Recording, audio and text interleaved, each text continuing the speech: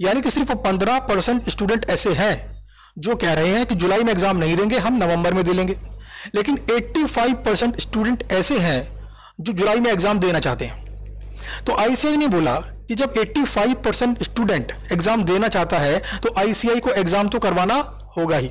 और सबसे बड़ी बात, एग्जाम हॉल के अंदर जाना, मास्क पहनकर 3 घंटे लगातार एग्जाम लिखना सिर्फ एक फैन के नीचे जुलाई मंथ में, तो पता नहीं कैसे होगा। सेंटर पे 45 मिनट पहले पहुंचना है, एक क्यू के अंदर एंट्री होगी, तो ये सब बातें प्रैक्टिकली कैसी होंगी और इसमें कितनी सेफ्टी रहेगी, ये अपने आप में इसके ऊपर एक क्वेश्चन मार्क है।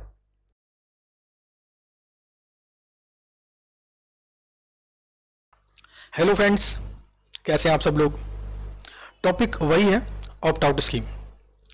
आज इस वीडियो के अंदर हम बात करेंगे कि सुप्रीम कोर्ट में जो आज हियरिंग हुई है उसका आउटकम क्या रहा, सुप्रीम कोर्ट ने क्या कहा और आईसीआई ने क्या क्या कहा, और कुछ डाउट अभी भी ऐसे हैं जो अनआंसर्ड हैं, जिनके आंसर्स अभी पेंडिंग हैं।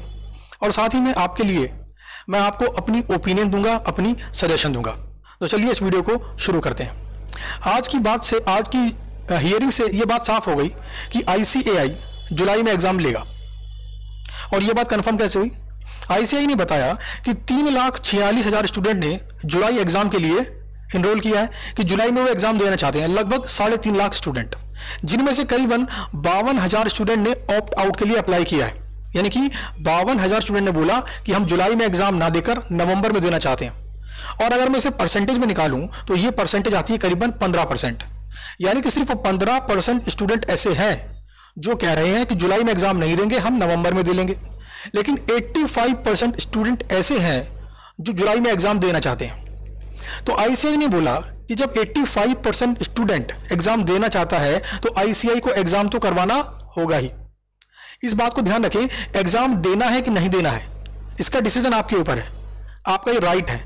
लेकिन अगर आपने एक बार डिसीजन ले लिया कि आपको एग्जाम देना है तो आईसीआई की रिस्पॉन्सिबिलिटी है, उसकी जिम्मेदारी है कि आपका एग्जाम वो कंडक्ट कराए। तो आज की इस बात से आईसीआई ने कंफर्म कर दिया, क्योंकि 85% स्टूडेंट एग्जाम देना चाहते हैं तो आईसीआई को एग्जाम तो लेना ही होगा। अच्छा, आईसीआई एग्जाम कब कर सकता है कैंसिल? जब गवर्नमेंट की कुछ गाइडलाइंस आ जाए, या फिर स्कूल जहां पर ये एग्जाम लेते हैं, स्कूल कॉलेजेस, वो स्कूल कॉलेजेस ओपन ना हो। यानी ऐसी कोई मजबूरी अगर आईसीआई के ऊपर आई तो वो बोलेगा कि हाँ भाई एग्जाम जुलाई के कैंसिल। लेकिन अगर ऐसा नहीं हुआ तो आईसीआई को एग्जाम तो लेना पड़ेगा। अच्छा, आईसीआई ने इस बात को भी बोला है कि 232 सेंटर ऐसे हैं जो फुल सेफ्टी के साथ, गवर्नमेंट गाइडलाइंस के साथ इन्होंने अवेलेबल कराए एग्जाम के लिए। यानी आईसीआई अपनी भरपूर कोशिश कर रहा है उन स्टूडेंट्स के लिए जो जुलाई में एग्जाम देना चाहते हैं। तो ये बात तो हो गई आईसीआई की। अब सुप्रीम कोर्ट ने क्या क्या कहा और कैसे आईसीआई उसे कंप्लाई कर सकता है, या फिर आईसीआई कैसे उन बातों को मान सकता है, इसके ऊपर हम करते हैं थोड़ा सा डिस्कशन। सुप्रीम कोर्ट ने बोला कि अगर स्टूडेंट ने ऑप्ट आउट नहीं किया है और वो जुलाई में एग्जाम नहीं दे पाया तो सीए इंस्टीट्यूट को ऐसा मानना चाहिए कि उसने ऑप्ट आउट किया था। इसका मतलब क्या हुआ? इसका मतलब यह हुआ कि अगर स्टूडेंट ने ऑप्ट आउट नहीं किया है, इसका मतलब है कि वो जुलाई में एग्जाम देना चाहता था बट किसी कारण से जुलाई में एग्जाम नहीं दे पाया, तो उसे सीए इंस्टीट्यूट क्या माने? Opt out. और ऑप्ट आउट मानेगा तो 3 बेनिफिट देने पड़ेंगे। पहला बेनिफिट, उसकी फीस अगले एग्जाम में कंसिडर करनी पड़ेगी। दूसरा बेनिफिट, अटेम्प्ट को काउंट नहीं करेंगे। तीसरा बेनिफिट, एग्जामिनेशन को कंटिन्यू करेंगे। तो इसके ऊपर सीए इंस्टीट्यूट ऐसा कर सकता है कि अगर स्टूडेंट एग्जाम के पहले इन्फॉर्म भी नहीं कर पाया कि वो एग्जाम नहीं देगा, तो इस केस में आईसीआई ऐसा कर सकता है कि ठीक है, फीस तो लग गई आईसीआई की, क्योंकि आईसीआई इतने बड़े लेवल पर इतने सारे सेंटर्स को ऑर्गेनाइज करेगा एग्जाम लेने के लिए। तो ऐसे में क्या होगा, आईसीआई ने एक्सपेंडिचर कर दिया है तो आईसीआई ऐसा कर सकता है कि ठीक है, फीस तो आपको दोबारा देनी पड़ेगी, नवंबर एग्जाम के लिए, बट एग्जामिनेशन कंटिन्यू, अटेम्प्ट को काउंट नहीं करेंगे। लेकिन आईसीआई ने ऐसा भी किया है कि अगर आपने आईसीआई को इन्फॉर्म कर दिया, आईसीआई की स्पेसिफिक ईमेल आईडी पर आपने ईमेल डाल दिया कि आप जुलाई में एग्जाम नहीं दे पाएंगे और उसका रीजन अगर कोविड है, तो ऐसे में आईसीआई आपको ऑप्ट आउट स्कीम के 3 बेनिफिट देगा। 3 बेनिफिट मतलब फीस अगले एग्जाम में कंसिडर होगी, अटेम्प्ट भी काउंट नहीं करेंगे और एग्जामिनेशन कंटिन्यू रहेगी। तो यह था पहला पॉइंट जो सुप्रीम कोर्ट ने कहा। अब बात करते हैं दूसरे पॉइंट की। सुप्रीम कोर्ट ने कहा कि आईसीआई कोई डेडलाइन या कोई डेट फिक्स नहीं कर सकता कि भाई इस दिन से पहले आपको ऑप्ट आउट चूज करना है, क्योंकि सिचुएशन बड़ी डायनेमिक है, हर पल सिचुएशन चेंज हो रही है और स्टेबिलिटी नहीं है इसके अंदर। तो ये जो ऑप्ट आउट करने का जो ऑप्शन है ये लंबे समय तक आईसीआई को देना होगा, तो ये काम तो आईसीआई आसानी से कर सकता है। तीसरा पॉइंट जो सुप्रीम कोर्ट ने कहा कि अगर स्टूडेंट ने जुलाई में एग्जाम दिया और पास हो गया तो हम क्या बोलेंगे, जुलाई में पास किया था। अच्छा, नवंबर में जुलाई में एग्जाम दिया, पास नहीं हो पाया, नवंबर में एग्जाम दिया और पास हो गया, तब भी सुप्रीम कोर्ट का ऐसा कहना है कि सी इंस्टीट्यूट उसको जुलाई पास आउट स्टूडेंट ही माने। तो इसके ऊपर क्या टेक लेना है ये आईसीआई को देखना होगा। तो ये सारी बातें आज हियरिंग के अंदर हुई और अगली हियरिंग आपकी 2 जुलाई को है, तो उसमें क्या होता है वो भी हम देखेंगे। बट कुछ डाउट हैं जो यहाँ पर अभी भी रह गए हैं। जैसे मैंने पिछली एक वीडियो डाली थी जिसके अंदर नेपाल के एक स्टूडेंट ने बताया कि उनके एरिया के आसपास जितने भी स्कूल्स हैं या कॉलेजेस हैं वो सब बंद हैं, तो ऐसे में कौन सा सेंटर चूज करें, बड़ी प्रॉब्लम है, बड़ी कंफ्यूजन है। और एक बच्चे ने कमेंट किया वीडियो के नीचे कि सर 23 मार्च के बाद उनके प्रिंसिपल ने उनकी कंटिन्यूसली लीव लगा रखी है, मतलब इस पीरियड को वो आर्टिकलशिप में काउंट ही नहीं कर रहे हैं। तो ये भी एक नई प्रॉब्लम है, यूनिक प्रॉब्लम है। अब सी इंस्टीट्यूट क्या माने इसको, इसे क्या वो कंसिडर करे या ना करे। अच्छा, एक प्रॉब्लम स्टूडेंट ने लिखी कि सर किसी स्टूडेंट ने जुलाई में एग्जाम दिया, 2 पेपर वो एग्जाम में आराम से देकर आया, कोई दिक्कत नहीं, सब ठीक ठाक था, और तीसरे पेपर में वो नहीं बैठ पाया।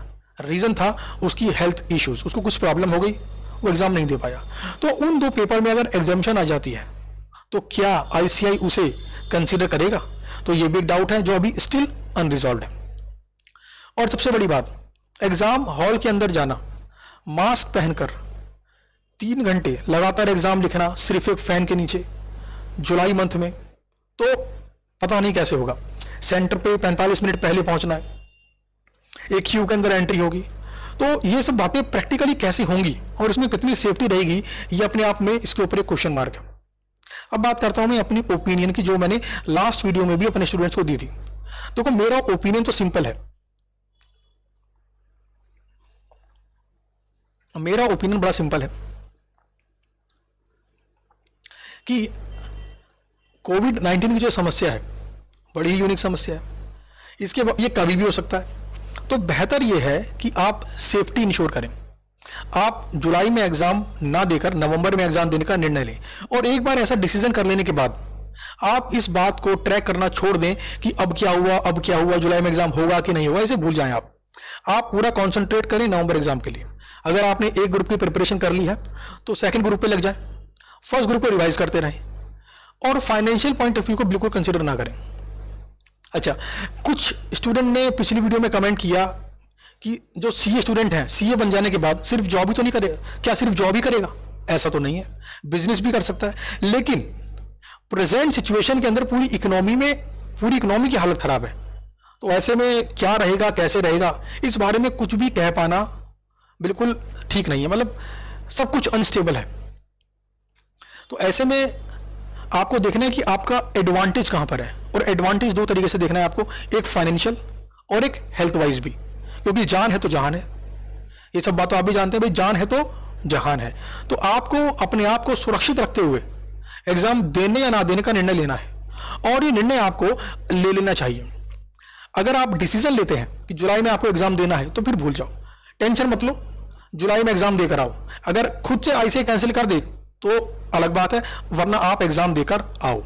और अगर एक बार आपने डिसीजन ले लिया कि नहीं सर नवंबर में एग्जाम देना है, अपनी हेल्थ पर रिस्क नहीं लेना है, सब बातें आपने सोच ली हैं, समझ ली हैं, प्लस माइनस सारे पॉइंट देख लिए हैं, तो बस अपने नवंबर वाले एग्जाम पर स्टिक रहो, अपनी प्रिपरेशन कंटिन्यू करते रहो।